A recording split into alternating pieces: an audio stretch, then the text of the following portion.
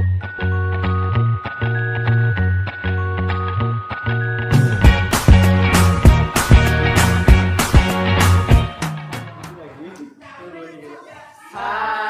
di sini saya yang bernama Ari Wijaya Simanjuntak, saya Binti, Saya Andri Seringoringo. Saya Valentina Mani. Kami berasal dari kelas 12 dunia SMA Swasta Santa Lucia. Di video kali ini kami akan menjelaskan tentang kasus pelanggaran hukum yang ada di lingkungan keluarga, sekolah, masyarakat, bangsa, dan negara. Dimulai dari faktor penyebab, Jenis pelanggaran, ketentuan perundang-undangan, Sanksi yang akan diberikan. hingga dari cara mencegahnya. Selamat menyaksikan. Sebelum itu, di sini saya akan menjelaskan apa itu pelanggaran hukum. Pelanggaran hukum adalah perbuatan yang bertentangan dengan hukum. Menjelaskan kasus pelanggaran hukum yang ada di lingkungan keluarga, yaitu KDRT. Kecelakaan terjadi di Lampung Tengah. Pada saat Adi Aryai perannya sebagai seorang suami, SRM 44 tahun warga Kampung Kuripan, Kecamatan Padang Ratu, hampir habisi nyawa sang istri Suparmi 49 tahun. Akibat penganiayaan itu, korban mengalami luka-luka dan lebam. Kepala Polsek Padang Ratu Kompol Muslik Penyebabnya yang pertama tidak ada rasa percaya satu sama lain, yang kedua itu egois, yang ketiga ekonomi, yang keempat adanya pihak ketiga.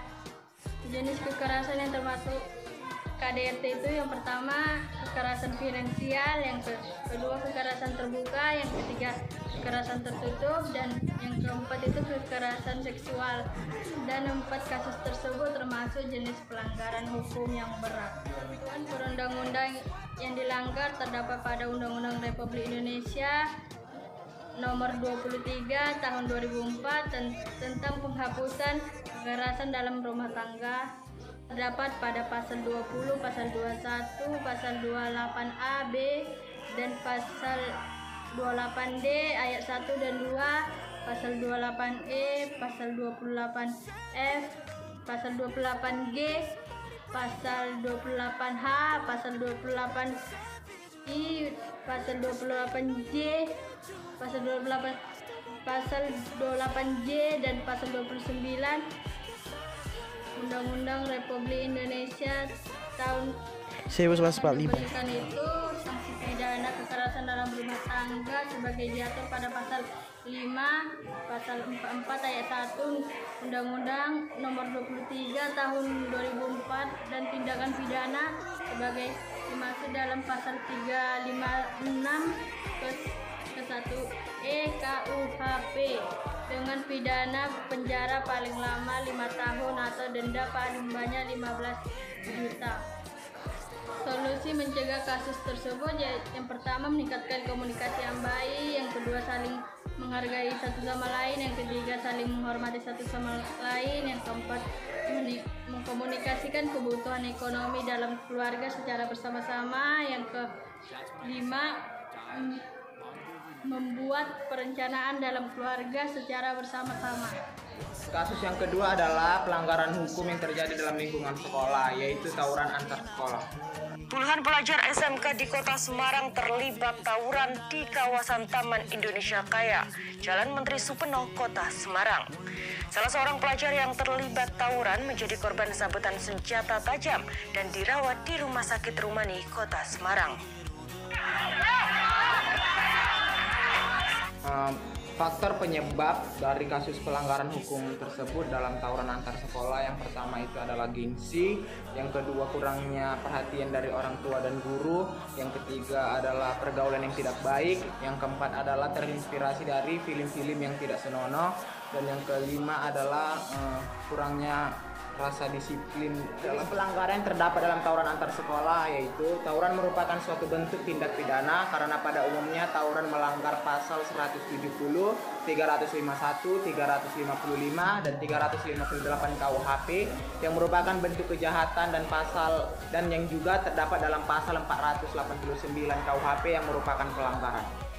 Jenis pelanggaran yang terdapat dalam tawuran antar sekolah tersebut merupakan jenis kasus pelanggaran yang berat karena tawuran merupakan suatu bentuk tindakan pidana karena pada umumnya tawuran melanggar pasal 170, 351, 355, dan 358 KUHP yang merupakan bentuk kejahatan, dan juga terdapat pada pasal 489 KUHP yang merupakan pelanggaran. Ketentuan perundang-undangan yang dilanggar dalam kasus tawuran antar sekolah terdapat pada pasal 170 dan pasal 358 KUHP tentang peristiwa tawuran atau perkelahian beramai-ramai. Yang pertama terdapat pada pasal 170 dan pasal 351 dan 358 KUHP, dan yang kedua pasal 76C Undang-Undang Nomor 35 Tahun 2014. Yang akan diberikan kepada tawuran antar sekolah adalah para pelaku dijerat pasal 170 KUHP dengan ancaman hukuman 12 tahun penjara. Bunyi dari pasal 170 KUHP adalah barang siapa dengan terang-terangan dan dengan tenaga bersama menggunakan kekerasan terhadap orang atau barang diancam dengan pidana penjara 5 tahun 6 bulan. Cara mencegah tawuran antar sekolah adalah yang pertama membuat peraturan sekolah yang tegas, yang kedua memberikan pendidikan anti tawuran, yang ketiga memisahkan pelajar berotak kriminal dari yang lain, yang keempat kolaborasi belajar bersama antar sekolah, yang kelima bekali diri dengan pengetahuan agama sebanyak-banyaknya, yang keenam pengawasan orang tua dan guru, dan yang kelima jangan mudah terprovokasi. Terakhir adalah kasus pelanggaran hukum di masyarakat, yaitu mencuri. Seorang residivis kasus pencurian ditangkap petugas unit reskrim Polsek Percursetuan Tuan Medan. Ketika ditangkap, pelaku yang tercatat sudah lebih dari 10 kali beraksi terpaksa ditembak di bagian kakinya. Penyebab mencuri pertama ekonomi yang buruk, kedua adanya pergaulan yang salah, yang ketiga kurangnya perhatian dari orang tua. Masuk pelanggaran hukum yang berat karena mengambil hak punya orang lain. Ketentuan perundangan pasal mencuri ada di pasal 362 KUHP tentang pencurian yang merumuskan barang siapa mengambil seluruhnya atau sebagian kepunyaan orang lain dengan maksud untuk dimiliki secara melawan hukum atau diancam karena pencurian dengan pidana penjara paling lama 5 tahun atau denda paling banyak 60 juta rupiah. Nah, yang terakhir itu adalah kasus pelanggaran hukum di lingkungan bangsa dan negara. Salah satu contoh kasus pelanggaran hukum di bidang atau di lingkungan bangsa dan negara adalah pengedaran uang palsu. Kepolisian Resor Indramayu, Jawa Barat menangkap 4 pelaku sindikat pengedar uang palsu. Polisi menyita uang palsu sebanyak 11 miliar rupiah yang hendak diperjualbelikan. Selain menangkap tersangka, polisi juga menyita uang palsu. Salah satu contoh kasus pelanggaran hukum di lingkungan bangsa dan negara adalah yaitu kasus mengedarkan uang palsu atau membelanjakan uang palsu.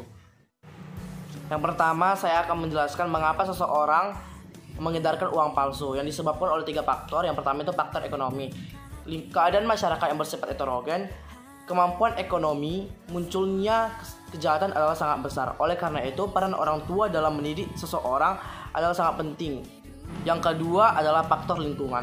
Pergaulan merupakan salah satu faktor yang dapat menentukan kepribadian seseorang, pola pikir seseorang, dan watak seseorang. Oleh karena itu, pergaulan bebas akan menjerumuskan seseorang hidup dalam bertolak belakang dengan nilai-nilai kehidupan yang ada.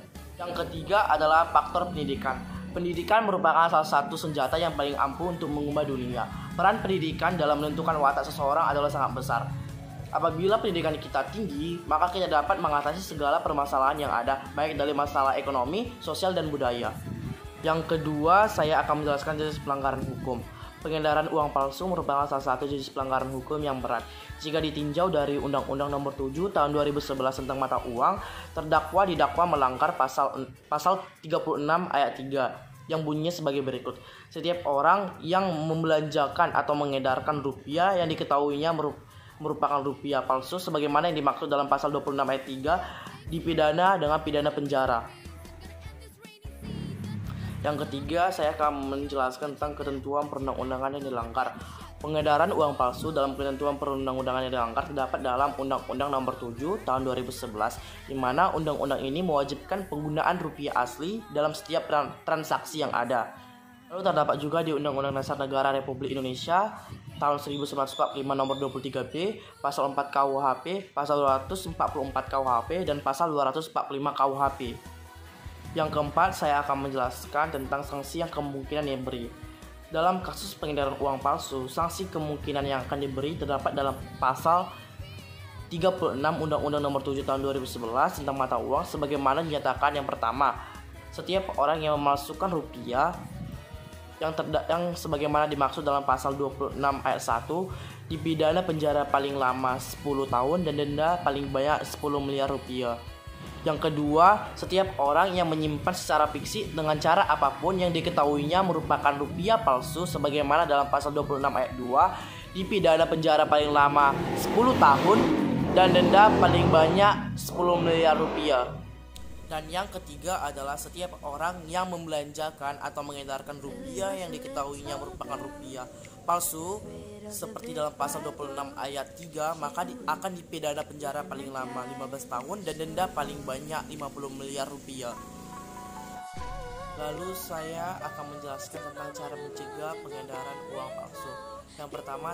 Yang pertama adalah melakukan kegiatan penyuluhan atau sosialisasi tentang mengenali ciri-ciri rupiah asli Republik Indonesia dan tentang fungsi dari mesin multifungsi. Lalu melakukan pengawasan dan pengamanan di pembuatan uang yang resmi dan sah. Lalu melakukan pengamanan dan pengawasan di tempat percetakan dan penjualan atau perdagangan baik dari prasarana dan prasarana alat cetak. Pemeriksaan dan pengawasan terhadap deteksi di pusat perdagangan dan perekonomian. Lalu pemeriksaan ketat di pintu masuk Republik Indonesia untuk mencegah terjadinya atau masuknya penyeludupan uang palsu. Dan yang terakhir adalah melakukan pelayanan yang baik terhadap masyarakat yang melaporkan adanya ditemukannya uang palsu. Demikianlah pembahasan tentang pelanggaran hukum dari kami. Apabila ada kata-kata yang salah atau yang tidak sopan, kami mohon maaf. Atas perhatiannya kami ucapkan terima kasih.